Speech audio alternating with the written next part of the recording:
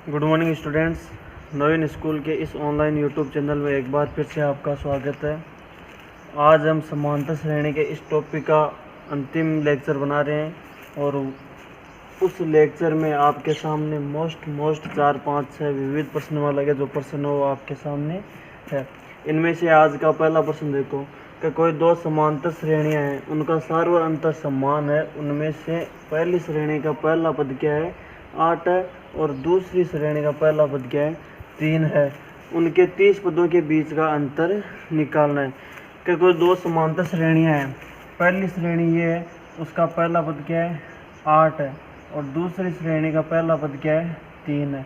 अब इन दोनों का सार और अंतर समान है, यानी कि इन दोनों में कोई भी एक नियत संख्या जोड़ रहे हैं।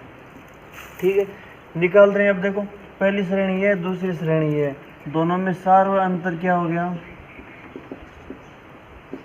भी समान है। अब देखो 30वें पदों के बीच का अंतर निकालना है। तो पहली श्रेणी है, पहली श्रेणी का 30वां पद क्या हो जाएगा? A30। इसको क्या लिख सकते हैं हम? A प्लस का A कम करके D से गुणा कर देंगे। हो गया।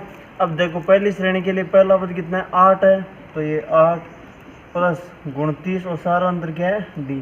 इसको दे दो समीकरण नंबर 1। उसके बाद दूसरी श्रेणी का 30वां पद क्या होगा? A प्लस का A30 बराबर A प्लस 29 D हो गया वापस। अब दूसरी श्रेणी के लिए A पहला पद क्या है? देखो 3 है, तो 3 प्लस 29 का D। ये भी क्या है? A30 है। इसको दे दो समीकरण नंबर 1। अब इन दोनों 30वें पदों के बीच का अंतर निकालना है। तो इन दोनों 30वें पदों के बीच का अंतर क्या हो जाएगा? तो देखो पहली श्रेणी का A30वां है और सेकंड श्रेणी का A30वां है। इनके बीच का अंतर निकालना, यानी कि समीकरण 1 में से ये जो समीकरण है इसमें से समीकरण 2 को घटाना है इसको। तो समीकरण 1 क्या हो गया? 8 प्लस का 29D और इसी तरह दूसरा समीकरण क्या हो गया? ये हो गया। तो देखो 8 प्लस 29 का D है जैसा का जैसा, माइनस को 3 से गुणा किया 3, माइनस प्लस माइनस और 29D हो गया। ये प्लस का 29D है, माइनस का 29D कट गया। प्लस के 8 बचे, माइनस का 3 बचा, तो अंतर क्या हो गया?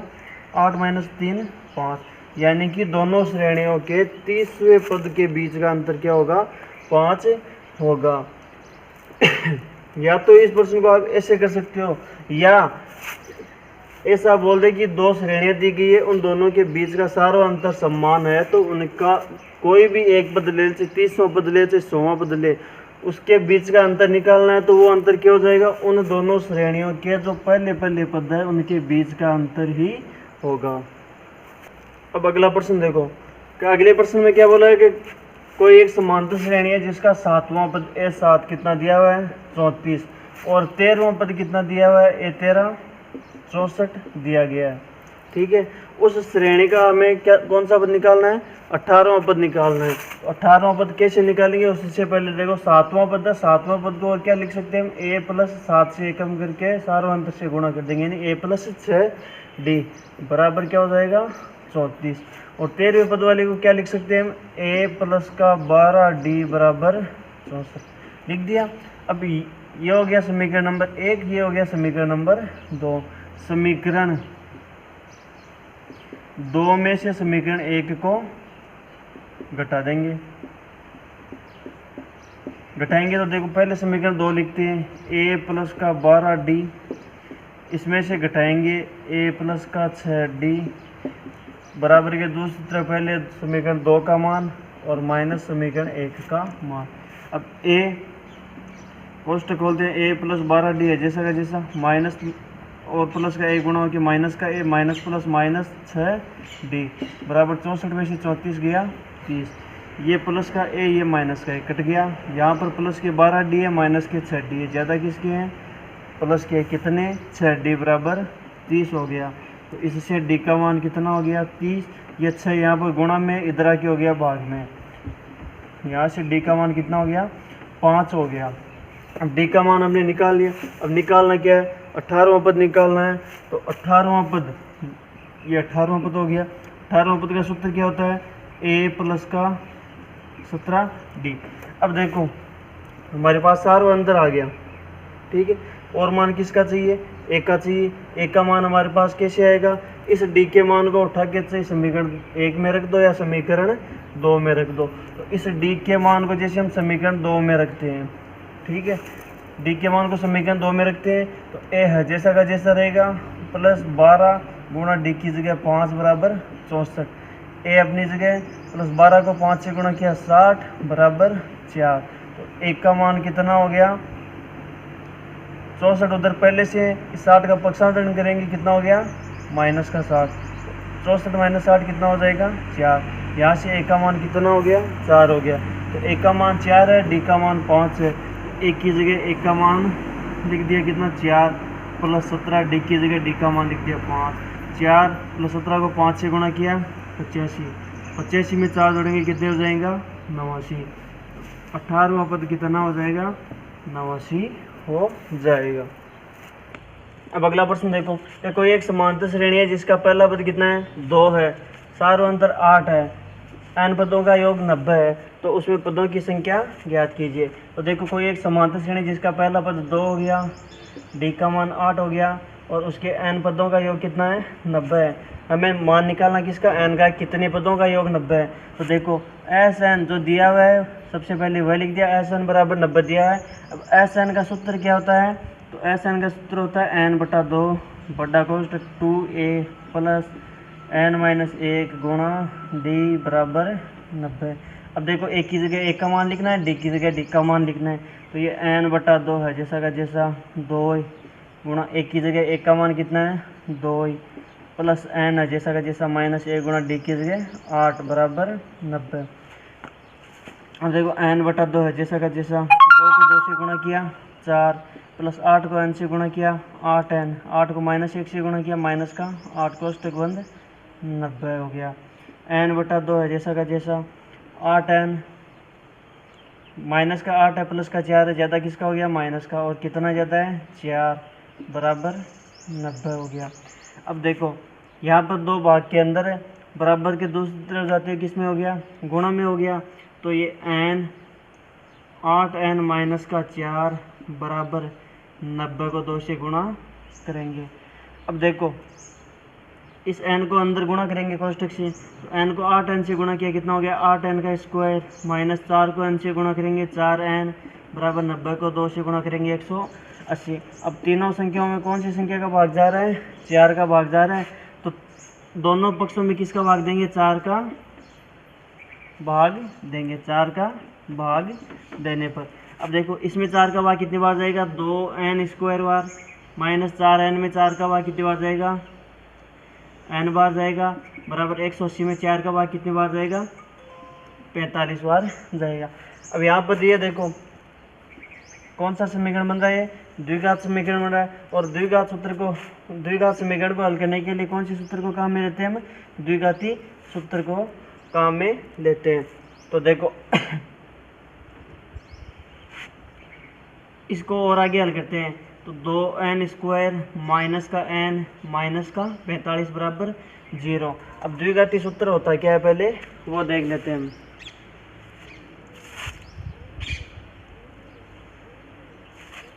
ये हो गया द्विघाती सूत्र, और इसके लिए द्विघाती सूत्र होता है देखो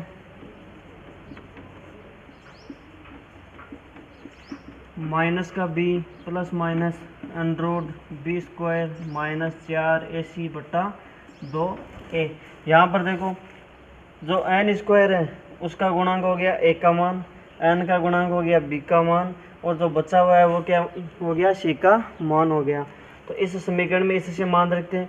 यहाँ से देखो a का मान कितना हो गया 2 हो गया, b का मान कितना हो गया, n का गुणांक कितना -1 है, और c का गुणांक कितना हो गया माइनस का 45 हो गया। ये तीनों मान उठाने हैं यहाँ से और इस समीकरण में रखने हैं। तो इस समीकरण में ये तीनों मान रखते हैं, तो देखो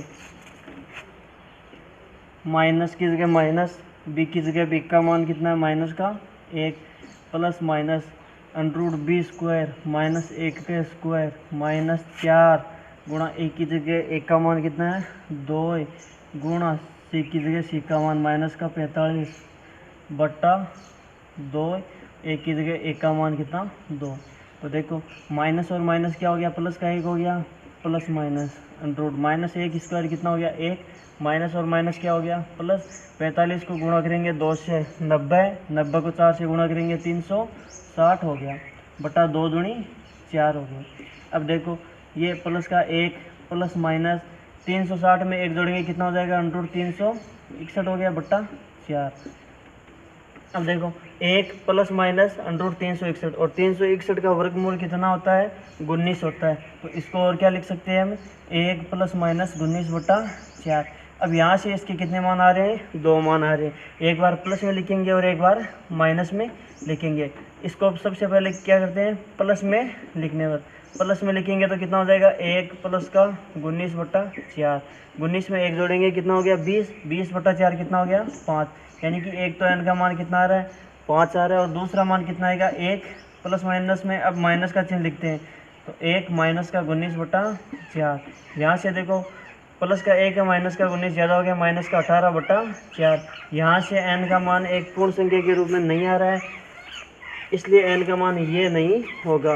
अब n का मान जहाँ पूर्ण संख्या में और धनात्मक है वही होगा, क्योंकि n क्या हमारे यहाँ पर पद का काम कर रहा है, इसलिए इस श्रेणी के 5 पदों का योग कितना होगा 90 होगा। अब अगला प्रश्न देखो, प्रथम 1000 धन पूर्णांकों का योग निकालना है। प्रथम 1000 धन पूर्णांकों का योग निकालना है तो पहला धन पूर्णांक कौन सा होगा 1 होगा, अगला 2 होगा, अगला 3 होगा, इस प्रकार कहाँ तक निकालना है हमें 1000 पदों का योग निकालना है। यहाँ से देखो पहला पद कितना है 1 है, अंतिम पद कितना है 1000 है और कुल पद कितने हैं n बराबर 1 से लेकर 1000 तक 1000 पद हो गए। तो अब इनका योग निकालना है, तो योग का सूत्र क्या होता है एस एन बराबर n बट्टा 2 कोष्टक a प्लस का l हो गया। तो देखो n की जगह n कितना है 1000 बटा 2 पहला पद और उसको अंतिम पद लिख दिया। अब देखो 1000 में 2 का भाग कितनी बार जाएगा 500 बार और 1 प्लस 1000 कितना हो जाएगा 1001 हो गया। अब देखो 500 को गुणा किससे करना है हमें 1001 से गुणा करना है, तो ये 2 जीरो है, इनको पहले है जैसा का जैसा लगा दो, फिर 5 को 1 से गुणा करेंगे 5, फिर 5 को 0 से गुणा करेंगे 0, 5 को 0 से गुणा करेंगे 0, 5 को 1 से गुणा किया 1। प्रथम 1000 धन पूर्णांकों का योग कितना होगा 5,500,000 होगा। अब अगला प्रश्न देखो, एक समांतर श्रेणी दी है 5, 11, 17, 23, ये समांतर श्रेणी अनंत तक चल रही है, तो हमें यह बताना है कि इस समांतर श्रेणी में कोई पद 299 है या नहीं है। तो इसको जांच कैसे करेंगे, तो देखो समांतर श्रेणी क्या है 5, 11, 17, 23 ऐसे चल रही है, ठीक है। अब कोई पद यानी कि कोई पद 299 माना nवां पद 299 है मान लिया हमने। अब देखो एक का मान कितना है 5 हो गया, डी का मान कितना है दूसरे पद में से पहले पद को घटाएंगे डी का मान हो गया। अब nवां पद है तो nवां पद क्या हो गया ए एन बराबर 299 हो गया। ए एन को और क्या लिख सकते हैं ए प्लस एन माइनस का 1 गुणा डी बराबर 299। तो एक की जगह ए का मान कितना है 5 प्लस एन माइनस 1 गुणा डी की जगह डी का मान कितना है 6 बराबर 299। अब देखो 5 प्लस 6 को n से गुणा किया 6n, 6 को माइनस 1 से गुणा किया माइनस का 6 बराबर 299। 6n प्लस का 5 है माइनस का 6 यानी कि माइनस का 1 ज़्यादा है बराबर 299 हो गया। 6n ये माइनस का 1 बराबर के दूसरी तरफ आते हैं किसका हो गया प्लस का, तो 299 प्लस का 1, तो 6n बराबर कितना हो जाएगा 299 और 1 300 हो गया। यहाँ से n का मान निकालना हमें 300। ये 6 देखो यहाँ पर n के साथ में गुणा में बराबर के दूसरी तरफ किस में हो गया भाग में हो गया, तो ये भाग में। यहाँ से n का मान क्या आ रहा है 50 है। यहाँ पर देखो n एक पूर्ण संख्या भी है, इसलिए इस श्रेणी का कौन सा पद है nवां पद, यानी कि n का मान कितना आ गया 50 आ गया, तो इस श्रेणी का 50वां पद कितना है 299 है। देखो अंतिम प्रश्न आज का, 4 संख्याएं समांतर श्रेणी में है, यदि उनका योग 20 है तथा वर्गों का योग 120 है तो संख्या ज्ञात कीजिए। जैसे मान लिया हमने पहली संख्या क्या हो गई a प्लस डी हो गई, ठीक है। दूसरी संख्या क्या हो गई a प्लस का 3d मान ली। इन दोनों के बीच का सारा अंतर क्या है 2d है। दोनों संख्याओं के बीच का सारा अंतर क्या मान लिया हमने 2d हो गया। अब इससे 2d ये कम हो गया, इससे 2d कम करेंगे तो a प्लस का d प्लस 2d कम कर देंगे, तो ये पद कितना हो जाएगा ए तो बच गया, एक डी है, माइनस का 2 डी है तो माइनस का डी, तो ये पद कितना हो गया, ए माइनस का डी हो गया। और इससे जब 2 डी कम करेंगे तो ए माइनस का डी माइनस का 2 डी, ये माइनस माइनस की है दोनों संख्याएं, ये जुड़ के कितनी हो जाएगी, ए माइनस के 3 डी हो जाएगी। अब देखो ए कोई समांतर श्रेणी है, उसमें 4 पद हैं, ये 4 पद हो गए, इन चारों पदों का योग कितना दे दिया हमें, 20 दे दिया, इनका योग दे दिया तो जोड़ लेते हैं इनको, ठीक है। तो इन सबको जोड़ेंगे तो 1 2 3 4 तो हो गया, कितना ए हो गया, ये माइनस का 3 डी, ये प्लस का 3 डी कट गया, ये माइनस का डी, ये प्लस का डी, ये भी कट गया, तो 4 ए बराबर कितना हो गया 20, इससे एक का मान कितना हो गया 5 हो गया, ठीक है। ये तो हो गया पहला। अब उसके आगे क्या बोला गया है, ये जो चारों संख्याएं हैं, इन चारों संख्याओं के वर्गों का योग कितना दिया हुआ है, 120 दिया हुआ है। तो इन चारों संख्याओं का वर्ग करेंगे तो सबसे पहले ए माइनस 3 डी का वर्ग करेंगे, उसके बाद में ए माइनस डी का वर्ग, उसके बाद में ए प्लस डी का वर्ग, और अंत में ए प्लस 3 डी का वर्ग। जब इनके वर्ग करेंगे, उनको जोड़ेंगे तो उनका योग कितना आना चाहिए, 120 आना चाहिए। तो देखो ए माइनस बी का स्क्वायर, ए माइनस बी सर्व समीकरण नंबर 2 से हल करते हैं। तो सर्व समीकरण नंबर 2 क्या है, देखो ए माइनस बी सर्व समीकरण नंबर 2, इसका स्क्वायर करेंगे क्या होता है, A square minus 2 A B plus B square, और सर्व समीकरण एक क्या है इसी प्रकार, तो वो है ए स्क्वायर प्लस का 2 ए बी प्लस का बी स्क्वायर हो गया। तो इसको हल करते हैं ए माइनस बी के स्क्वायर से, तो ए स्क्वायर, तो सबसे पहले ए स्क्वायर, आगे चिन्ह माइनस है तो माइनस 2 गुणा पहला गुणा दूसरा, और उसके बाद में क्या है बी स्क्वायर है, दूसरी संख्या का स्क्वायर, दूसरी संख्या क्या है 3 डी का स्क्वायर हो गया।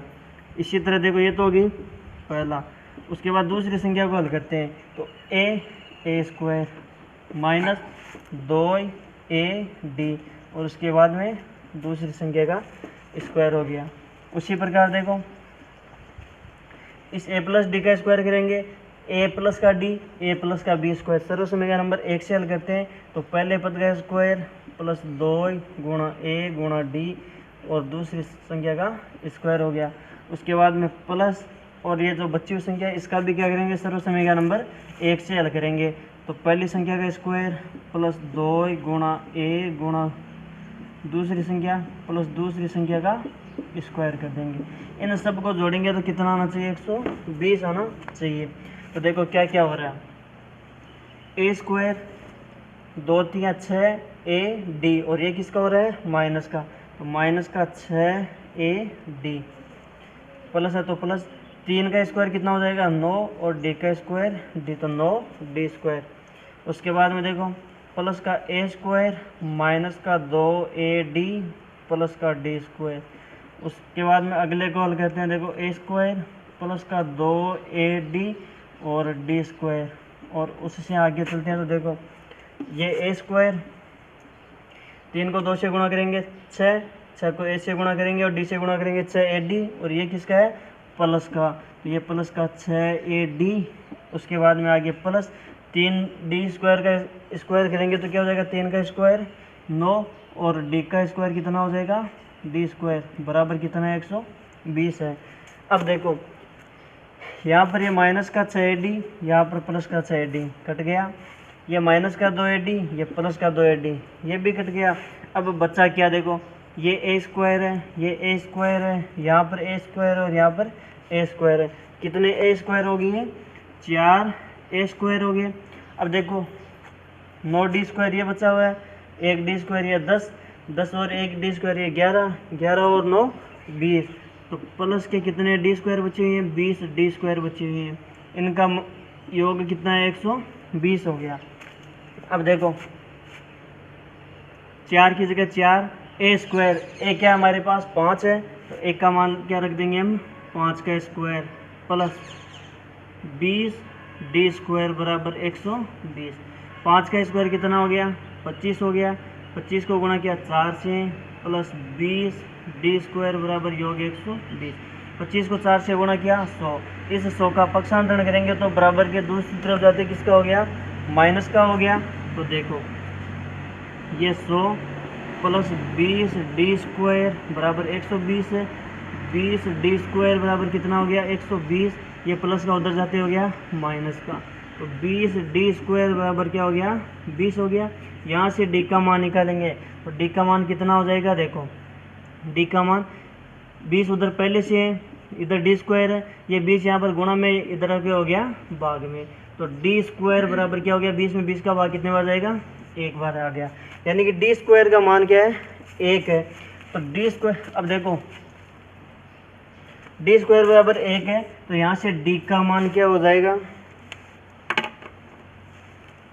यहाँ से d का मान कितना हो गया, वर्गमूल करेंगे तो या तो प्लस का 1 हो जाएगा या माइनस का 1 हो जाएगा। भाई प्लस का 1 का स्क्वायर करेंगे तो क्या होगा 1 होगा, और -1 को -1 से गुणा करेंगे तो भी मान क्या होगा 1 होगा। अब यहाँ से देखो d के कितने मान आ गए, 2 मान आ गए, एक प्लस का 1 और एक माइनस का 1।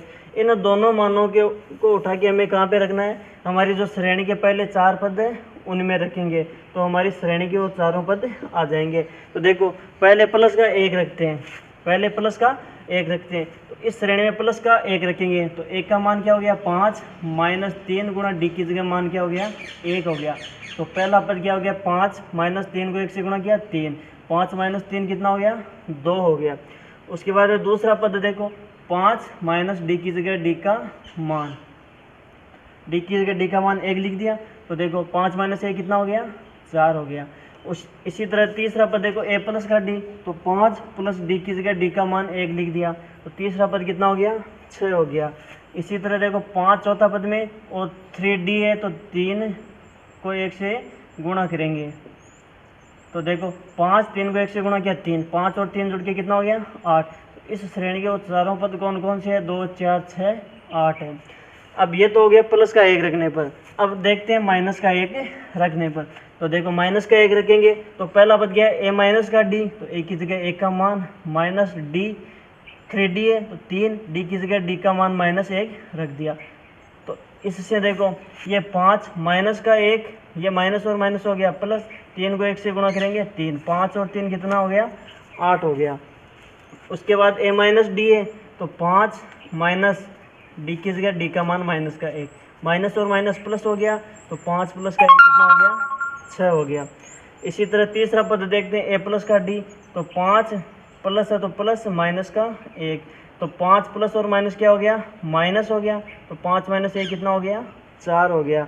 और अंतिम पद 5 प्लस 3 डी की जगह डी का मान लिख दिया माइनस का 1, तो 5 है जैसा का जैसा, प्लस और माइनस हो गया माइनस, 3 गुणो 1 से गुणा करेंगे 3, 5 - 3 क्या हो गया 2 हो गया। यहाँ इससे भी देखो श्रेणी के चारों पद क्या आ रहे हैं 8 6 4 2। इस प्रकार वे संख्या कौन कौन सी हो जाएगी 2 4 6 और 8 हो जाएगी। आज के लिए इतना ही। आज आपका ये टॉपिक कंप्लीट हो चुका है। कल से हम त्रिकोणमिति के बारे में जानकारी प्राप्त करेंगे। धन्यवाद।